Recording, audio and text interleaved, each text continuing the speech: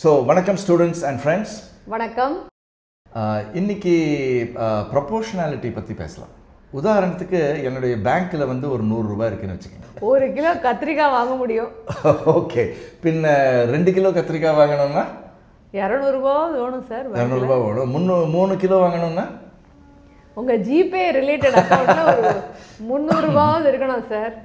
So இந்த amount of money வந்து is proportional to number of kilos of கத்திரிக்காய்னு சொல்ல முடியும் இல்லையா?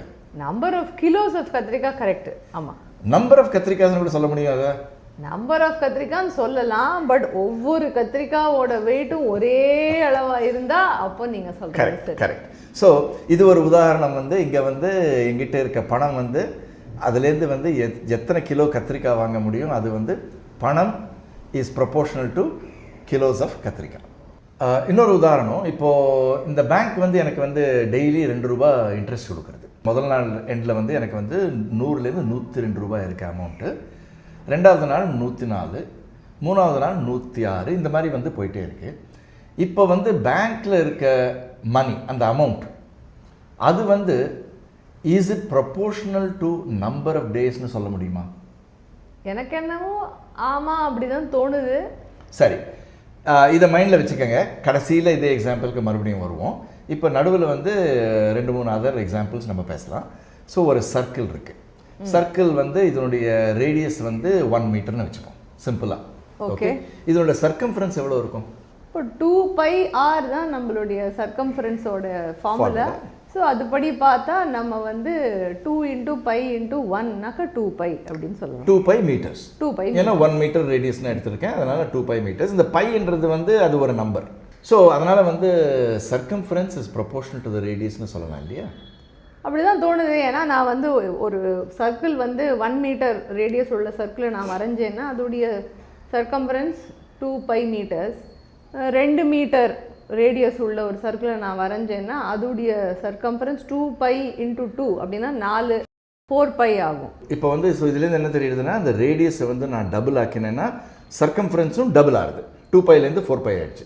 ரேடியஸை வந்து ட்ரிப்பிள் ஆக்கினேன், 3 மடங்கு பெருசாக்கினேன்னா 3 மீட்டர்ஸ் ஆக்கினேன்னா சர்க்கம்ஃபரன்ஸ் வந்து 6π, அதுவும் வந்து 3 மடங்கு பெருசாச்சு. இப்போ இந்த சர்க்கம்ஃபரன்ஸை நம்ம வந்து ஒய்ன்னு எடுத்துப்போம். ஓகே, ரேடியஸை வந்து எக்ஸ்ன்னு எடுத்துப்போம். ஸோ பொதுவாக வந்து கிளாஸில் வந்து y is proportional to x, அதுக்கு வந்து ஒரு டெஃபினிஷன் நீங்கள் வந்து பார்த்துருப்பீங்க. இன்னும் 2 எக்ஸாம்பிள்ஸ் கொடுக்கலாம். ஆனால் இப்போ ஏரியா பார்த்தீங்கன்னா ஏரியாவோட ஃபார்முலா என்ன? πr². πr². ஸோ ரேடியஸ் 10 இருந்ததுன்னா π × 100, 10² ஸ்கொயர் சென்டிமீட்டர்ஸ். இப்போது ஓகே, அதான் ஏரியா. ரேடியஸை டபுள் ஆக்கலாம், 20 சென்டிமீட்டர் ஆக்கிடும். இப்போ ஏரியா என்ன ஆகுது? πr², 400 π. ஸோ இப்போ வந்து அந்த ஏரியா வந்து பார்த்தீங்கன்னா ரேடியஸை டபுள் ஆக்கினப்போ ஏரியா வந்து 4 மடங்கு இன்க்ரீஸ் ஆகிடுது. ப்ரொபோர்ஷனாலிட்டிக்கு இப்போ வந்து நம்ம வந்து டெஃபினேஷன் கொடுக்கலாம். டெஃபினேஷன் என்னென்னா ஒய் எக்ஸை டபுள் ஆக்கினா ஒய்யும் டபுள் ஆகணும், அப்போ மட்டும்தான் அது ப்ரொபோர்ஷனல். அப்போ மட்டும்தான் ப்ரொபோர்ஷனல். எக்ஸை ட்ரிப்பிள் ஆக்கினா ஒய்யும் ட்ரிப்பிள் ஆக்கணும். எக்ஸை 4 மடங்கு இன்க்ரீஸ் பண்ணால் ஒய்யும் 4 மடங்கு இன்க்ரீஸ் ஆகணும். அப்படின்னா அது ரெண்டும் வந்து ஒரே ஃபேக்டரில் இன்க்ரீஸ் ஆகணும். அதுதான் வந்து ப்ரொபோர்ஷனல். இப்போது பொதுவாக வந்து நான் டீச் பண்ணுறச்சே பசங்கள்கிட்ட வந்து இந்த கொஸ்டின் கேட்பேன், y is proportional to x, அதுக்கு என்ன அர்த்தம்னு கேட்டப்போ 90% ஆஃப் த ஸ்டூடெண்ட்ஸ் என்ன சொல்கிறாங்கன்னா, எக்ஸ் இன்க்ரீஸ் ஆனால் ஒய் இன்க்ரீஸ் ஆகணும், அதான் அப்படின்னு டெஃபினேஷன் கொடுக்குறாங்க. இப்போ இந்த டெஃபினேஷன் வந்து தவறுன்னு தெரியுது. கரெக்ட் டெஃபினேஷன் என்னென்னா, x and y change by the same factor. That is எக்ஸை டபுள் ஆக்கினா ஒய்யும் டபுள் ஆகணும், எக்ஸை ட்ரிப்பிள் ஆக்கினா ஒய்யும் ட்ரிப்பிள் ஆகணும். So x changes by a factor, ஏதோ ஒரு ஃபேக்டர் எஃப்னு வச்சுப்போம், y will also change by the same factor f. அப்போ தான் ஒய் இஸ் ப்ரொபோர்ஷனல் டு எக்ஸ்னு சொல்ல முடியும். ஸோ இப்போ வந்து நம்ம ஒரு ரூம்குள்ளே உட்காந்துட்டு தான் இந்த ரெக்கார்டிங் நாங்கள் செஞ்சிட்ருக்கோம். இந்த ரூமை க்யூபாக எடுத்துக்கலாம் சிம்பிளாக. ஓகே ஓகே, ஒரு க்யூபாக எடுத்துக்கலாம். அப்படின்னா இதனுடைய லென்த், பிரெத் அண்ட் ஹைட் 3மே ஒரே அளவு தான். என்னென்னு எடுத்துக்கலாம், ஒரு 6 மீட்டர்ஸ்னு எடுத்துப்போம். கொஞ்சம் பெருசாகிட்டேன். 6³ வால்யூம் வந்து எவ்வளவு? 6 × 6 × 6. பரவாயில்லையே, ரொம்ப ஃபாஸ்ட்டாக பண்ணுறீங்க. கரெக்டாக பண்ணாங்களான்னு தெரியாது. ஓகே, எனக்கு அவ்வளோ ஃபாஸ்ட்டாக வராது. பட் எனிவே 6 × 6 × 6, 6³ வச்சுப்போம். இப்போது பக்கத்து ரூம் இருக்குது, அதே சைஸில் இருக்குது. இப்போ இந்த ரூமில் வந்து நைட்ரஜன் இருக்குது, ஆக்சிஜன் இருக்குது, கொஞ்சம் கார்பன் டை ஆக்சைடு இருக்குது, மற்றபடி கேஸ் எல்லாமும் இருக்குது. இப்போ நைட்ரஜன் மாலிக்யூல்ஸ் நம்ம கான்சென்ட்ரேட் பண்ணலாம். எத்தனை நைட்ரஜன் மாலிக்யூல்ஸ் இந்த ரூமில் இருக்குதுன்னு பார்ப்போம். அதே கான்சன்ட்ரேஷன் தான் பக்கத்து ரூம்லேயும் இருக்கும், அந்த ரூம்லேயும் இருக்கும், எல்லா இடத்துலையும் கிட்டத்தட்ட ஆவரேஜ் அதே தான் இருக்கும். இப்போது நம்பர் ஆஃப் நைட்ரஜன் மாலிக்யூல்ஸ் வந்து இப்போ இந்த 2 ரூமும் எடுத்தேன்னா will it be double? இந்த ரூமுக்குள்ளே இருக்கிற ஒவ்வொரு நைட்ரஜன் மாலிக்யூலையும் நான் எண்ணி பார்த்துட்டு பக்கத்து ரூமில் இருக்கிறதையும் எண்ணி பார்த்துட்டு இந்த ரூமில் டோட்டல் வால்யூம், அந்த ரூமும் சேம் சைஸ் சொல்லிட்டீங்கல்ல? Same size, same. Yes sir, இந்த ரூம் அந்த ரூம் சேர்த்தா டபுளாக தான் இருக்கணும். ஆனால் இப்போ வந்து இன்னொரு கொஸ்டின் கேட்குறேன். ஸோ நம்பர் ஆஃப் மாலிக்யூல்ஸ் வந்து டபுள் ஆகிடுச்சு, டபுள் த வால்யூம் டபுள் ஆனால் அதனால் வந்து number of molecules is proportional to the volume of the ரூம்னு சொல்லலாமா? Correct. Number of molecules proportional to the volume of the ரூம்னு கட்டாயமாக சொல்லலாம். ப்ரொவைடட் இதில் ஏதோ ஒரு கண்டிஷன் இருக்குது. கண்டிஷன் இல்லைன்னா இப்போ வந்து இதே கேஸை வந்து நான் வந்து நல்லா கம்ப்ரெஸ் பண்ணிட்டேன்னு வச்சுக்கோங்க, நம்பர் ஆஃப் மாலிக்யூல்ஸ் அதுவாகவே இருக்கும், ஆனால் வால்யூம் ரொம்ப கம்மியாக போயிடும் இல்லையா?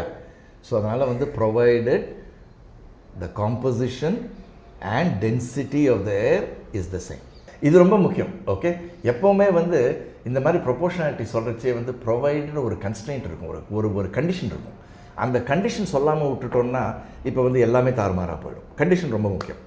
ஸோ இந்த கொஸ்டினை கொஞ்சம் மாற்றி நான் கேட்குறேன். ஓகே, இந்த ரூமை விட இன்னொரு ரூம், பெரிய ரூம் இருக்குது, அதனுடைய லென்த்தும் டபுள், அதுவும் கியூப் தான், லென்த்தும் டபுள் ஆகிடுச்சு, பிரெத்தும் டபுள் ஆகிடுச்சு, ஹைட்டும் டபுள் ஆகிடுச்சு. ஸோ லென்த்து டபுள் ஆகிடுச்சு. So number of molecules double ஆகுமா? ஆகக்கூடாது. ஏன்னு சொல்லுங்கள். ஏன்னா நம்ம முன்னாடியே நம்ம கரெக்டான வார்த்தை யூஸ் பண்ணணும்னு சொன்னோம் இல்லையா? So volume of the room and nitrogen molecules தான் proportional. Correct. Length of the room is not proportional. So இப்போ லென்த்தை டபுள் ஆக்கினா வால்யூம் என்ன ஆகுது? இங்கே வந்து கியூப் ஞாபகம் வச்சுக்கோங்க. ஸோ லென்த் டபுள் ஆச்சுன்னா நம்ம கியூப் அப்படின்னா 3 சைடுமே ஒரே அளவு, length, breadth, height. So 6 metre இருந்த ரூம் இப்போ 12 மீட்டர்ஸ் ஒரு அளவு இருந்து லென்த் 12 ஆயிடுச்சு. Length 12, breadth 12, ஹைட்டும் 12. ஸோ இப்போ நம்ம ரூமுடைய volume 12 cube. 12 cube is I think 1728 metre cube. இவ்வளோ ஃபாஸ்ட்டாக பண்ணுறீங்களே? ஆமாம் சார், நான் என்கிட்ட இருக்கிற ஃபோனில் வந்து இப்படி கூப்பிட்டு கூகுள் வாட் இஸ் 12 கியூப் அப்படின்னு நான் குவாய்ட்டாக கேட்டுட்டேன். அது கூகுள் பதில் சொல்லியாச்சு. எனக்கு அவ்வளோ ஃபாஸ்ட்டெல்லாம் மேத்ஸ் பண்ண வராது. எனக்கு வராது. பட் ஸோ நீங்கள் சொல்கிறதுல இம்பார்ட்டன்ட் திங் எதுனா, இங்கே வந்து ரூமுடைய லீனியர் டைமென்ஷன் சொல்லுவோம் லென்த்துக்கு. ஓகே, ஏரியா டைமென்ஷன் இருக்குது, வால்யூம் டைமென்ஷன் இருக்குது, லென்த்துக்கு வந்து லீனியர் டைமென்ஷன். இந்த லீனியர் டைமென்ஷனை வந்து டபுள் ஆக்கிட்டோம். அதான் எல்லா லீனியர் டைமென்ஷனும் அப்படின்னா பிரெத்து கூட டபுள் ஆகிடுச்சு, ஹைட்டும் டபுள் ஆகிடுச்சு. ஆனால் வந்து வால்யூம் வந்து டபுள் ஆகலை. So volume is not proportional to the length and therefore number of molecules is not proportional to the length. Okay, length double ஆச்சு, வால்யூம் வந்து 8 டைம்ஸ் ஆச்சு. அதே மாதிரி நம்பர் ஆஃப் மாலிக்யூல்ஸ் வந்து 8 டைம்ஸ் ஆகிடுச்சு. ரூமோடைய முதல்ல சின்ன ரூமோடைய வால்யூம் வந்து 6 கியூப் 216 மீட்டர் கியூபாக இருந்துச்சு. நம்ம அந்த லென்த்து அதிகமாக 12 மீட்டர்ஸ் ஆக்கின உடனே அந்த ரூமுடைய வால்யூம் வந்து 1728 மீட்டர் கியூப் ஆச்சு. அதனால் வந்து 1728 வந்து 216 டபுள் இல்லை, டபுள் கிடையாது. ஸோ இதை நான் சம்மரைஸ் பண்ணுறேன். Circumference of the circle is proportional to radius. Area of the circle is proportional to square of radius. It's not proportional to radius. Tamil இப்படி சொல்லுவோம் சார். தமிழில் வந்து இப்போ வந்து ரேடியஸ் இன்க்ரீஸ் ஆகுது, ஏரியாவும் இன்க்ரீஸ் ஆகுது. ஆனால் ஏரியா வந்து ரேடியஸ்க்கு ப்ரொபோர்ஷனல் இல்லை. இது கிளியராக தெரிஞ்சுக்கணும். ஸோ எக்ஸ் இன்க்ரீஸ் ஆகுது, ஒய் இன்க்ரீஸ் ஆகுது, அது வந்து டெஃபினேஷன் வந்து சரிப்பட்டு வராது. கரெக்டான டெஃபினேஷன் என்னென்னா x and y change by same factor. இதை வந்து ஈக்குவேஷனாக போட்டுப்போம். ஒய் பை எக்ஸ்ன்னு எடுத்துப்போம் ஒரு ரேஷியோ. எக்ஸை டபுள் ஆக்குறோம், ஒய்யும் டபுள் ஆகுது. If y is proportional to x, right? எக்ஸை ட்ரிபிள் ஆக்குறோம், ஒய்யும் ட்ரிபிள் ஆகுது. அப்படின்னா இந்த ரேஷியோ ஒய் பை எக்ஸ் அது என்ன கான்ஸ்டண்ட்டாக இருக்குது? கரெக்ட். கீழையும் வந்து 3ஆல் பெருக்கியாச்சு, மேலேயும் 3ஆல் பெருக்கியாச்சு, 3 கேன்சல் ஆகிடுது. Y by x is equal to constant. நீங்கள் எக்ஸை மாற்றிட்டே வாங்க. If y is proportional to x, ஒய்யும் மாறிட்டே வரும். ஆனால் அந்த ரேஷியோ ஒய் பை எக்ஸ் அது வந்து கான்ஸ்டண்ட்டாக இருக்கும். ஸோ த ஈக்குவேஷன் வந்து y by x is equal to சின்னு போட்டுக்கலாம். அதுலேருந்து y is equal to cx. இந்த ஈக்குவேஷன் தான் நீங்கள் வந்து ஸ்கூலில் பார்த்துருப்பீங்க. ஓகே, இப்போ இன்வெர்ஸ்லி ப்ரொபோர்ஷனல் பேசலாம். இன்வெர்ஸ்லி ப்ரொபோர்ஷனல் என்னென்னா எக்ஸ்ன்னு ஏதோ ஒன்று இருக்குது, உதாரணம் கொடுக்குறேன். அதுக்கு முன்னாடி வந்து பாருங்கள், உதாரணம் ஸ்ட்ரெயிட்டாகவே எடுத்துக்கலாம். பாயில்ஸ்லாம் எடுத்துப்போம். பாயில்ஸ்லாம் என்ன சொல்கிறது, ஒரு சிலிண்டரில் வந்து நான் வந்து ஒரு கேஸ் வச்சுருக்கேன். சிலிண்டருக்கு வந்து ஒரு பிஸ்டன் இருக்குது. ஓகே, அந்த பிஸ்டனை ப்ரெஸ் பண்ணால் ப்ரெஷர் இன்க்ரீஸ் ஆகுது, வால்யூம் குறையுது. ஸோ இப்போ ப்ரெஷர் வால்யூம், இப்போ வந்து ப்ரெஷரை வந்து Pன்னு எடுத்துப்போம், வால்யூம் வந்து Vன்னு எடுத்துப்போம். Is pressure inversely proportional to volume. Y is inversely proportional to X. That is pressure is inversely proportional to volume. எப்போ சொல்ல முடியும்னா, ப்ரெஷரை டபுள் ஆக்கினா வால்யூம் ஹாஃப் ஆகுது. ஸோ அதே அளவால் இது அதிகமான இது இன்னொரு இடத்துல குறைஞ்சுது. அதே அளவால், அதே ஃபேக்டரால். ஓகே, ஸோ ப்ரெஷரை 3 மடங்கு ஏற்றினா, ட்ரிபிள் ஆக்கினா, வால்யூம் வந்து 1/3 ஆகுது. ப்ரொவைடட், திரும்பி வந்தாச்சு, ப்ரொவைடட் டெம்பரேச்சர் இஸ் கான்ஸ்டன்ட். ஏன்னு கேளுங்க, இப்போ வந்து ப்ரெஷரை இன்க்ரீஸ் பண்ண டபுள் ஆக்கிட்டேன், வால்யூம் குறைஞ்சிடுது. இப்போ நான் டெம்பரேச்சர் இன்க்ரீஸ் பண்ணால் நான் மறுபடியும் வால்யூம் பெருசாகிடுவேன். கரெக்ட். ஸோ அதே டெம்பரேச்சர் மெயின்டைன் பண்ணணும். ஸோ பாயில் அவர்கள் என்ன சொல்லியிருக்காருன்னா, provided temperature is constant, pressure is inversely proportional to வால்யூம்னு சொல்லியிருக்காரு.